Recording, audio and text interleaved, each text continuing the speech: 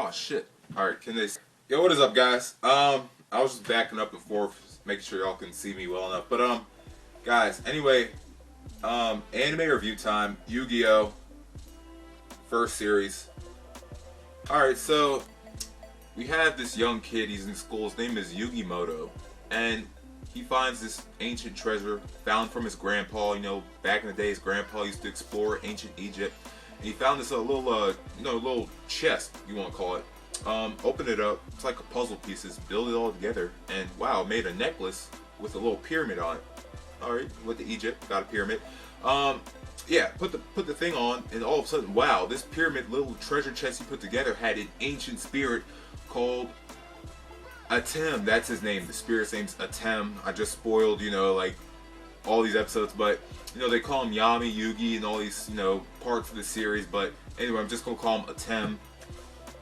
And what he comes to is this other spirit. He used to be a pharaoh back in the day of Egypt. Wow. So you pretty much got your soul. You're sharing your body with an ancient pharaoh from back in 2000 BC or some shit, 3000 BC. It's pretty crazy, man. And what we find out is that there's this card game called Yu-Gi-Oh! That the main character Yugimoto, he also plays, and this card game was also played way back in his day too, in ancient times. Wow, that's crazy. A trading card game that was played 5,000 years ago. So they had all these crazy monsters 5,000 years. That is amazing, man. If you ever watched the abridged series, that's on YouTube.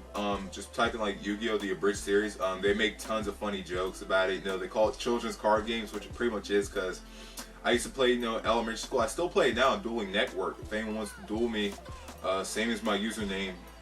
No, it's actually Blackie Robin's son with a O at the end, not an I, but still, it's off subject. But anyway, Yami Yugi, the soul that he has in his body, they both play this game, but we find out Yami's like an amazing freaking duelist. So we come across, all these different characters, and there's this big, huge tournament called the Yu-Gi-Oh! Tournament. And, they come to this island, they meet all these characters, the guy who uses like insects, guy who uses dinosaurs, and it's him and his best friend Joey, they do all these other crazy characters. Come to the final championship, there's people with other items, just like the puzzle that Yugi had, the little necklace. The enemy, he has one with an eye, which he can, pretty much use brain control on. He can trap you inside a card, he can take your soul, he can do this thing called shadow games. And our character, Atem, he knows about these shadow games, and these are serious games. So he's going to play in these shadow games that really are serious, and they pretty much determine the fate of the world. So Yugi, he defeats them. Yugi and Atem, they're a tandem, but they defeat him one by one. They defeat a guy with an eye, defeat a guy who has a staff, kind of rod. That's what he calls it, Millennium Rod. His name is Merrick. He can also control people too. And we find out that there's 7 of these items in total. Someone has another necklace, someone has like a scale, someone has like a key, a rod, staff, whatever. And after all these duels and stuff, we come across, wow, well, what do we do with all these items? Well, we go back to ancient Egypt, put them back in their place, I guess. And there's this other crazy arc with, like, wow, they go back in time to the times of ancient Egypt. I just skipped the whole the 4th season where they had I skipped the whole Noah part. I skipped the whole freaking Raphael with the darts and all that shit. I skipped like the freaking, wow. That's going to be a blooper. That is a blooper right there.